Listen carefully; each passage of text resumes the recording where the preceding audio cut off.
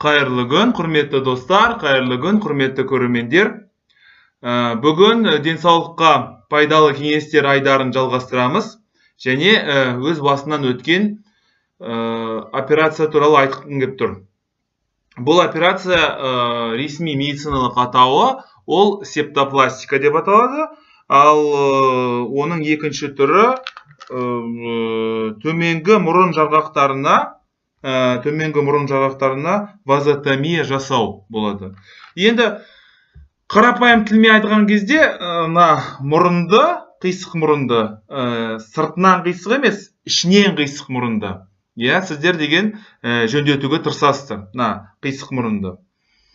Көп жылдар бойы қаштым, шын айтам, өтірігімді айтпай-ақ қойын. Көп жылдар бойы қаштым, қорықтым, үрейлендім деген сияқты әртүрлі хикаялар тыңдап, көп жылдар бойы қашқақтадым. Бірақ енді қиналдым, бір адамдай қиналдым ғой. Сол себепті күндерінде енді болды, енді тәуекелге бел буып, осы операцияны жасамасақ болмайды деген бір шешім қабылданды.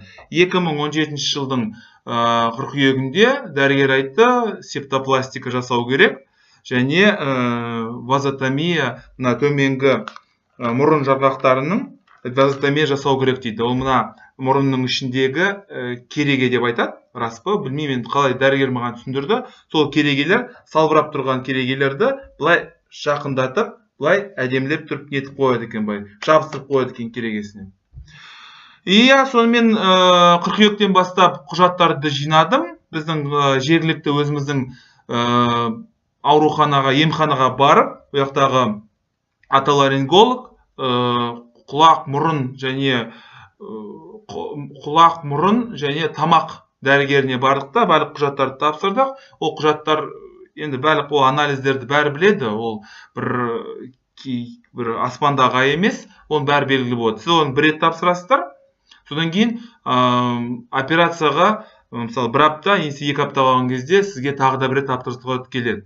Сонымен қарашада, 2017 жылдың қарашасында Алматы қаласының қалалық ауруханасына келдік. Қаласына тағы да бір анализдер тексереді. Қанның сұйықтығын тексереді, қанның ұюын тексереді, және сіздердің қан тобын тағы да бір анықтап, барлық мәселелерді тексеріп шығарады да, соң айтады, келесі күні сізге жасайды деп атады.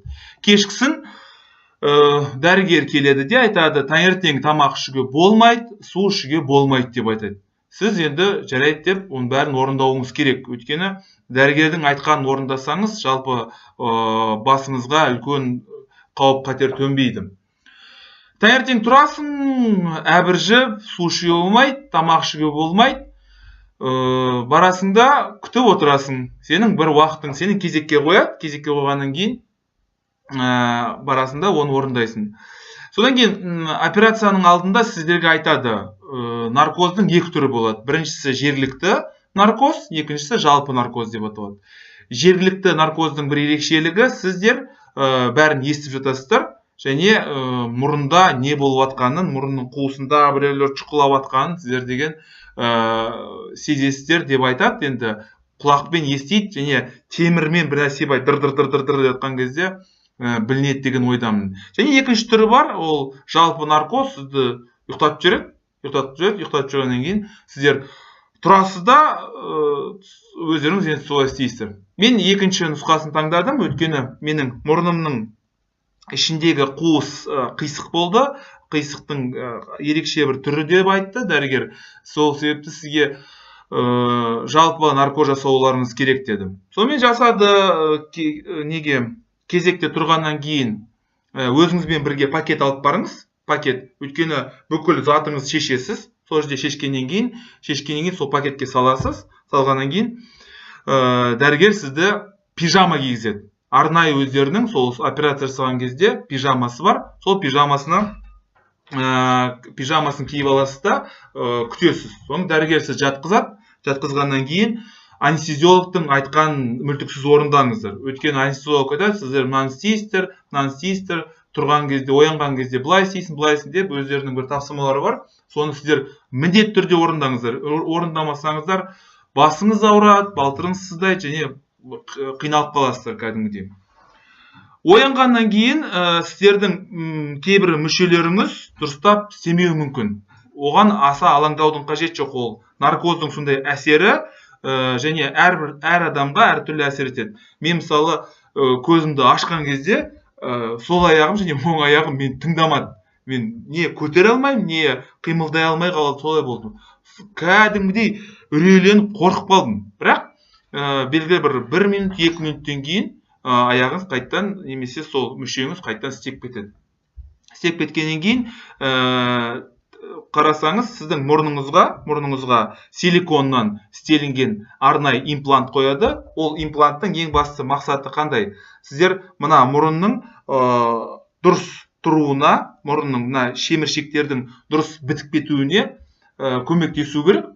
Сол себепті мынандай силиконды имплант қояды және мұрынның ішіне тағы да мақтадан істелінген таңғышты қойып қояды, сақ қояды. Өйткені мұрныңыздан қан ағып тұрады. Мұрнынан қан ағып тұрғаннан кейін сіз ол дәкені салып қоясыз. Салғаннан кейін сізді мынандай төсекке жатқызады, дөңгелегі бар төсекке жатқызады да, сол төсекпен сізді неге жедел сатыға апарады да, жедел сатымен сізді мысалы 3-ші қабатта, 2-ші қабатта болса, соған көтереді. Көтергеннен кейін 2 мейірбике қолтықтап өзі сіздің төсегіңізге жатқызады. Төсекке жатасыз, жатқаннан кейін дәрігер айтады, сіз 2 сағат су ішуге болмайды дейді. Сіздер таңертең су ішкен жоқсыздар және тамақ ішкен жоқсыздар, тағы да 2 сағат ішуге болмайды. Сіздер тағы да тамақ ішуге болмайды. Соң мұрныңызда анандай ыңғайсыз болып тұрады, мұрныңызда мынандай байланып тұрады, мынандай әдемілеп тұрып. Мен сізге сол күндерді түсірген жоқпын. Сол байланып тұрады. Тамақ ішуге кішкене ыңғайсыз, жұтқан кезде, әсіресе жұтқан кезде, ыстық болған кезде, суық болған кезде мына мұрынға кәдімгідей сезіледі. Сол күні және сол түні бойы сіздер деген мұрныңыз толығымен жабық болады, ауызбен демаласыздар. Оның бір кемшілігі бар, өзіңізбен суды көбірек сұрап алыңыз. Су ішкен кезде таңдайыңыз кеппейді. Өйткені таңдай кебетін болса, өте қиналасыздар. Түні бойы, енді сол түн өте қиын өтеді. Неге? Өйткені мұрныңыз істемейді, ауаны тек қана ауызбен аласыз.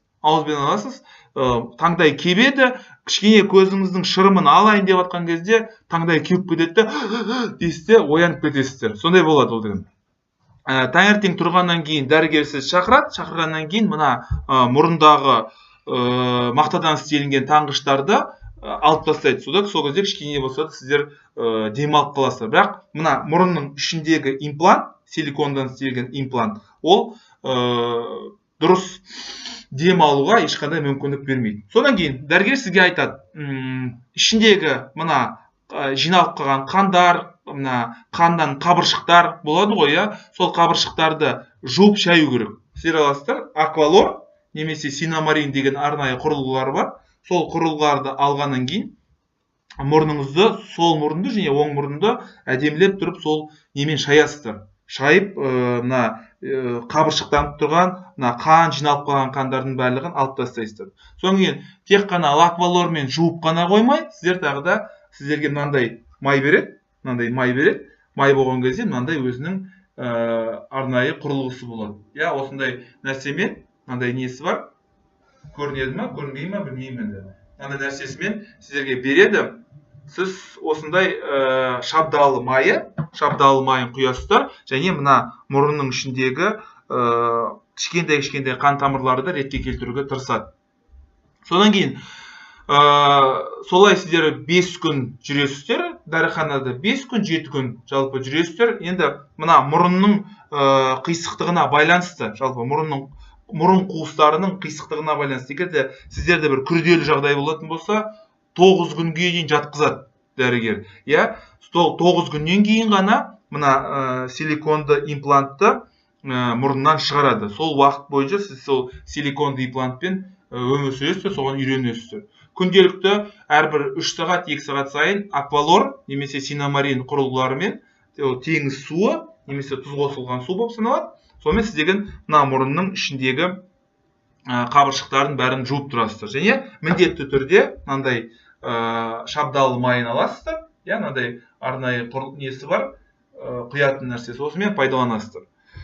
Содан кейін бір 5-7 немесе 9 күннен кейін дәрігерге барасыздар. Дәрігер мына жерде тігіліп тұрады ол имплант. Сіздер ол қорықпаңыздар. Кейбір кезде адамдар қорқып тұрады, мына имплант түшкірген кезде түсіп кететіндей сияқты болып көрінеді. Жоқ, ол түспейді, ол мықтап тұрып тігілген, оған қорқудың қажеті жоқ. Сонымен мына жерде сіздер мына жерден алады да, қайшыны салады. Қайшыны салғаннан кейін мына жерден тырт деп имплантты және имплантты бағап деп жылып алады. Сол кезде мұрныңыздың қалай істеген бірінші басыңыз айналады ғой. Не деген керемет, ауа деген кірген кезде, ой, бұл осы қандай жақсы бір сезімде боласыздар.